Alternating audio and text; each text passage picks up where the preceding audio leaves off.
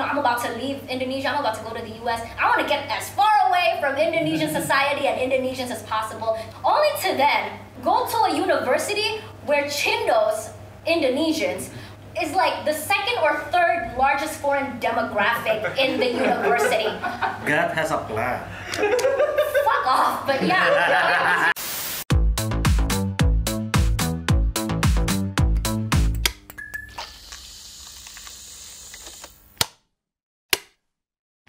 It's like you don't get a job offer in the US because the company's like, oh man, it's such a hassle. Gue harus kayak do a lot of paperwork biar orang yang dapat visa and belum tentu dikasih visa. And there's lottery. So then the company can say, okay, we'll hire you, we'll help you apply for a visa. They spend kayak $4,000 and then they spend time training you. And then the government nggak kasih because it's by lottery kan. Yeah. Essentially they will ask the company, why do you hire this person that no other regular American can do? What was your original plan? Yeah. Me? So let me start. I had a clothing brand in the US, and I was like, oh, it would be so cool if I could just stay and work on it. Because it was a legitimate company in California. But in the end, I got a job offer from a pretty big company, big social media company that has an F on it. But I ended up not being able to get the visa because they knew I was an international student and they were like, I don't know, we can get you the spot, and then I don't think we can actually sponsor you with a visa. So I was like, all right, luckily I had a job offer in Singapore. So I flew to Singapore and I worked there for 2 years, very good pay. Then I realized, you know what, I'm not looking for just money. It just felt so empty.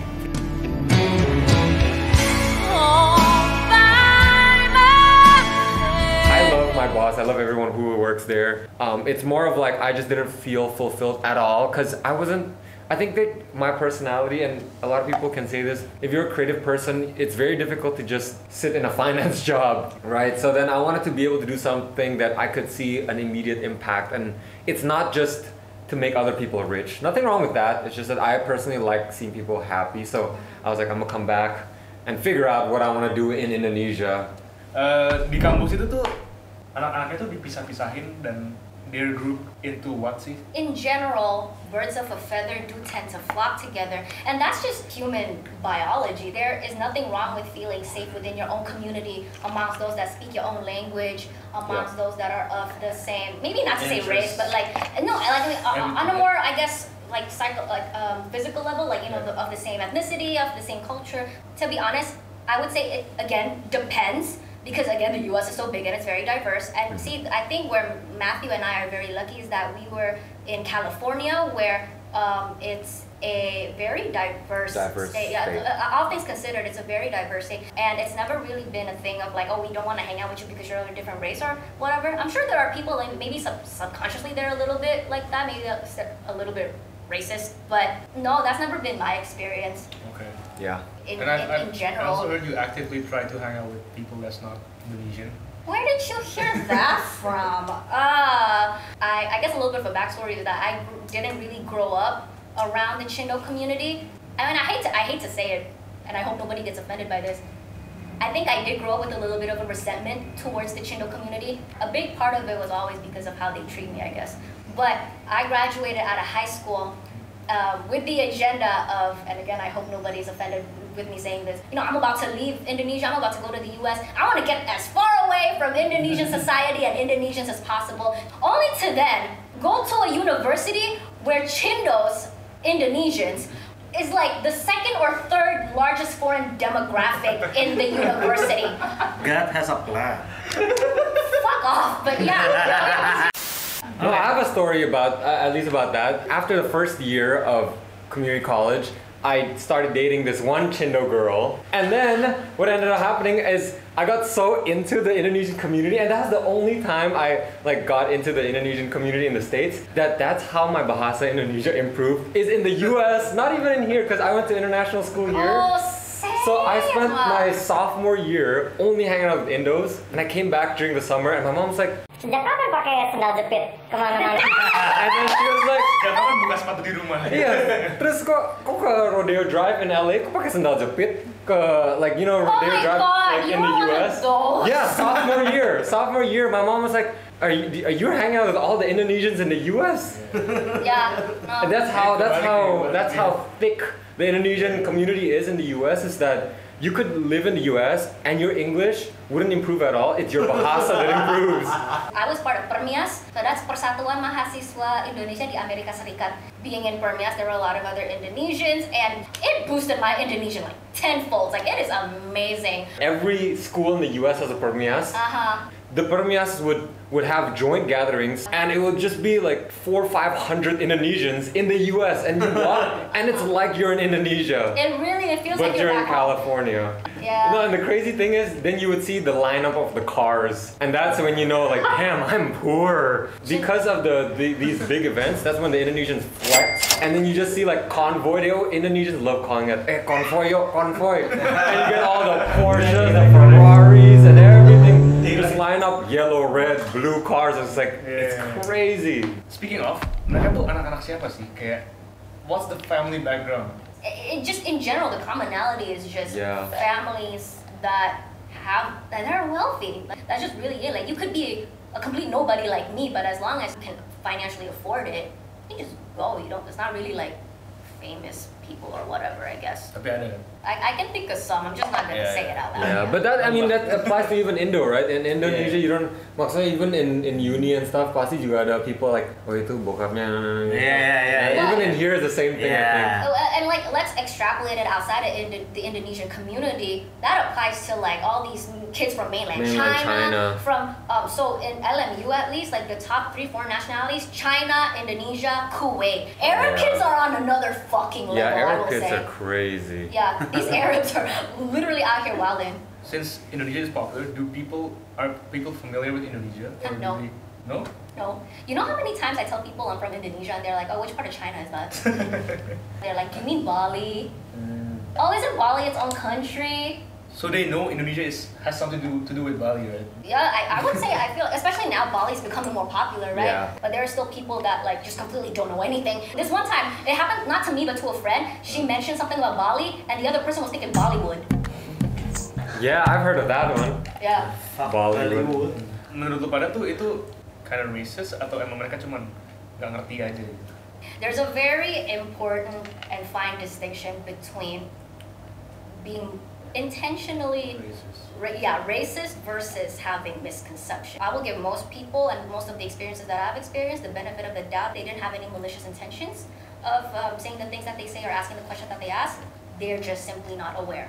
What about you, man? I mean, nothing like crazy because I do hang out with a predominantly Asian community, but I do have experiences, and this is still till today, but on my Instagram, I have, on my bio, my very first line is a proud Indonesian with the Indonesian flag.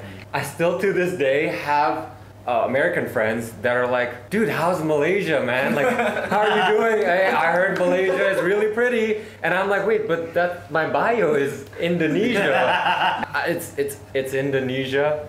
What kind of racism have you ever like encountered?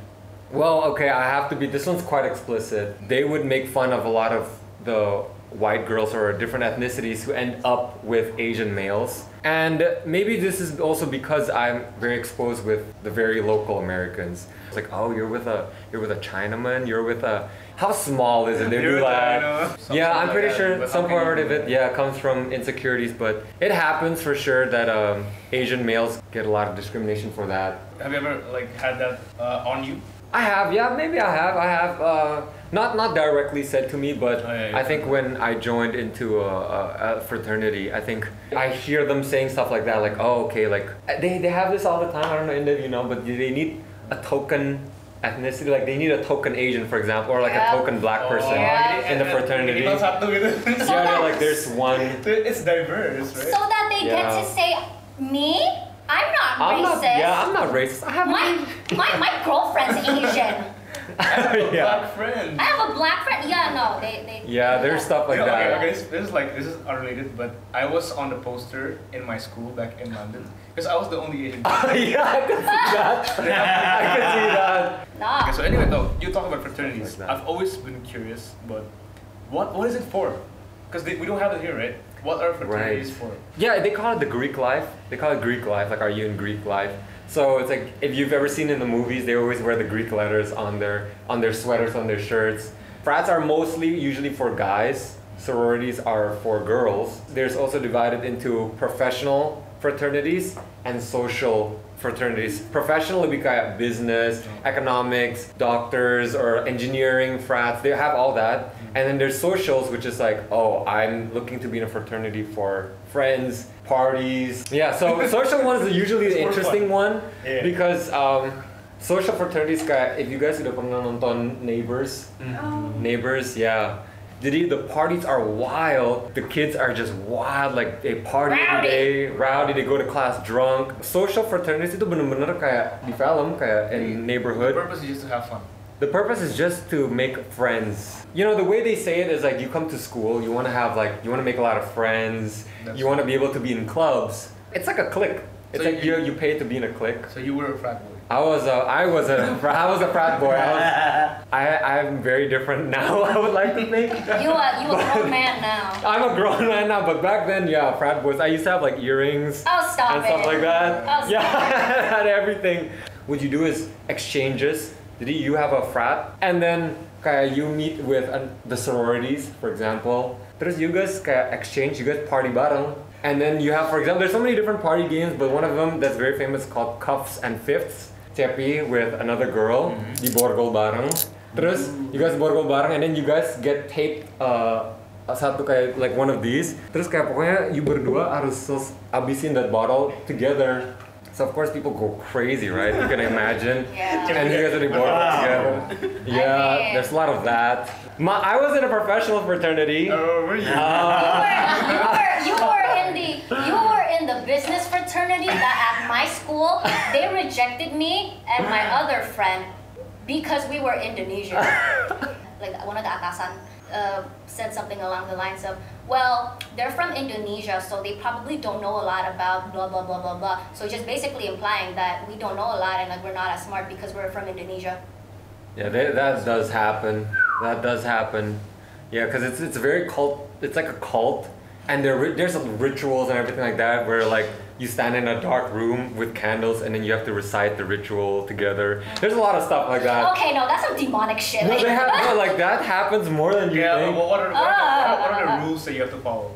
Usually, sebelum masuk to the fraternity, you have to pledge first, kind. There's a pledging process. In Cal, it doesn't really get cold, but sometimes it goes to 0 degrees, right, Celsius. Because they make you stand outside, for example, in your underwear, and then they splash cold water at you, and then they're like, okay, sekarang you have to recite all the names of the kelas from beginning until the end. And pokoknya you have to do it until you finish. For example, kayak pokoknya from 12 a.m. sampai jam 6 pagi, you're just standing in the cold. So some people actually die. Some people, like, it doesn't happen often, but there are some people. I don't know if you remember this, but there was that news about that one fraternity member. So it was during hazing season.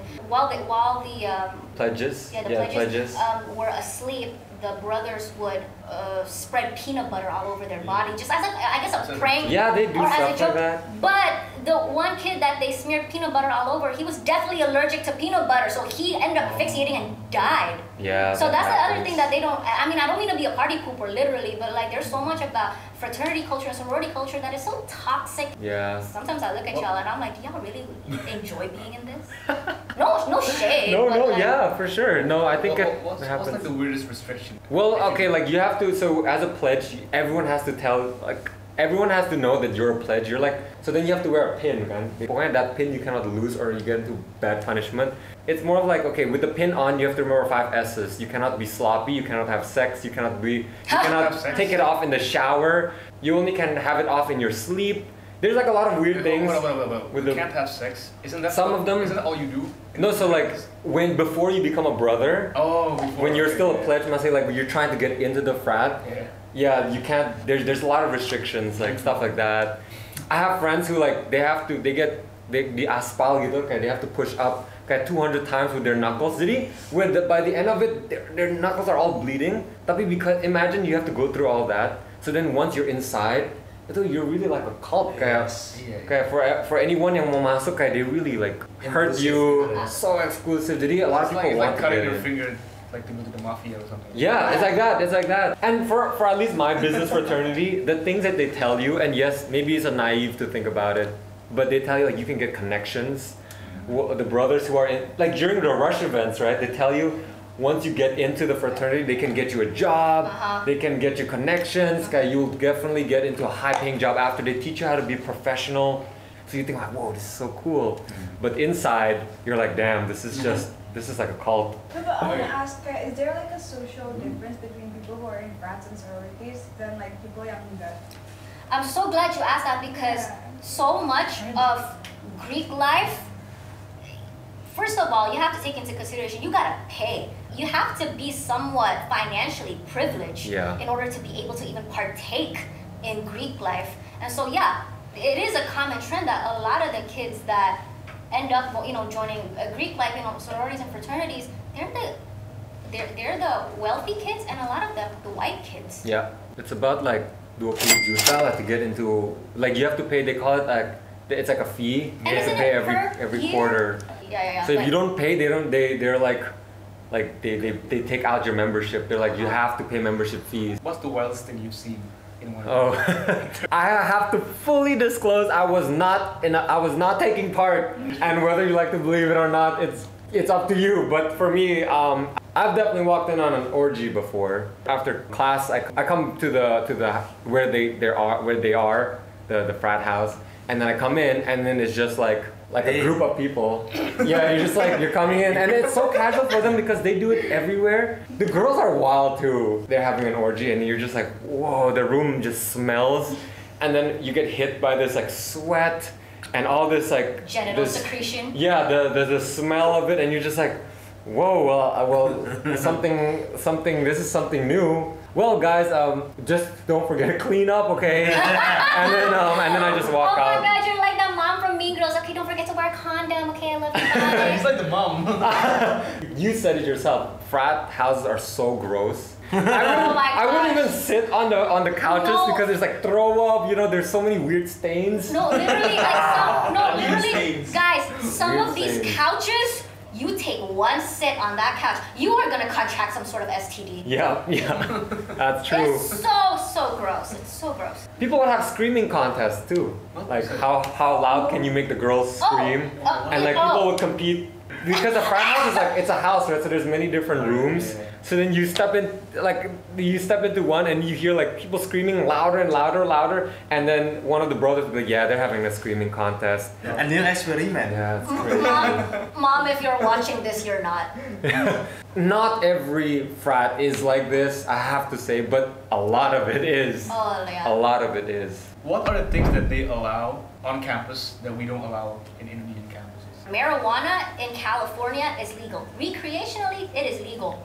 I'm a private university. We're not allowed to bring marijuana on campus. If you have a medical card, of course, like even at a private university, you have to allow it. Yeah, of course you have to. Yeah, but I think actually. I know in Indo kan nggak boleh minum kan.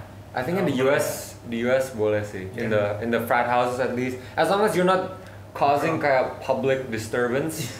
As long as lu nggak kayak pecah-pecahin kaca gitu, you're still allowed to drink and party on campus. I think the schools are actually okay with it as long as you don't do anything criminal activity. Nothing too crazy. Last question sih, gue mau nanya. Kalau misalkan dari Matt dulu, kalau lu punya anak, lu mau nge-sekolahin dia, kuliahin di tempat yang sama gak? Keluar negeri? Oke sih, tapi gue harus bener-bener pas di Indonya gue harus didik baik-baik dulu sih. Gue harus didik baik-baik. Karena udah tahu ya. Gue udah tahu ya, lu kan bisa, you can't fool me, Soalnya I've seen it, jadi I know kayak a lot of Indos serigala bener-bener kayak their parents itu think that they're such good kids. Kayak gue mending dikasih tahu, lu kasih tahu gue what you guys are doing, terus gue nggak marahin daripada they're like bohong. Tapi some parents juga mending gue nggak tahu. There's some parents yang mending gue nggak tahu. Kalau lu Indah? I think of it more from just, I guess, an academic aspect. I mean, the social aspect of this is important too, and like exactly like you said, I gotta, I'm not gonna be that type of parent that like shelters my kid. If it's something that I can afford to give my kid, and if it's something that they want themselves, yeah, by all means, whatever they want and whatever I think is best for them. I will just say I don't think it's a necessary. I feel like there is such a another option. Not another option, but I feel like there's almost this culture, this mindset, especially amongst Chindos that come from more affluent families, of like you have to send your kid to the US because part of it, Prestige, jujur aja ya, prestige. gengsi kan? Yes. Gengsi kan, it's like, oh yeah, my kid has to go to the US. Yang mana aja, yang penting US. Yang mana aja, yang penting Yeah, US. yeah. Exactly. When to be honest, it really does not matter. And at the end of the day, you gotta remember, you're not sending your kid to a country or to a school because you got something to prove to other people. You're sending them there in hopes that they get an education that will benefit them in the long run and to be able to actually develop their characters and their morals and their values and whatnot. You can get pretty much the exact same education that you get at LMU, at UC Davis, at Harvard, at Yale, anywhere else because so much of education and our resources are democratized. Yeah, if I were to put an additional point on that, I think my dad says like, you can get a lot of good education anywhere in the world, but I think one thing he said that for me was what he finds most worth it about sending me to the US was you understand your Indo culture here, tapi sometimes it's good to just have a good understanding of other cultures. Jadi you're not just okay, it's only done one way. Tapi you can see it can be done this way, it can be done this way, and it doesn't have to be US. Could be any other country. I will say though, if I may, I do have a bit of a preference of them going to the West.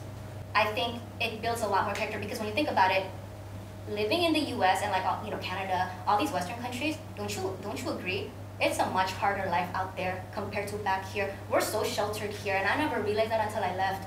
And so I think living in the US for so long now, it's built character, it's built resilience, it's made me into a tougher person.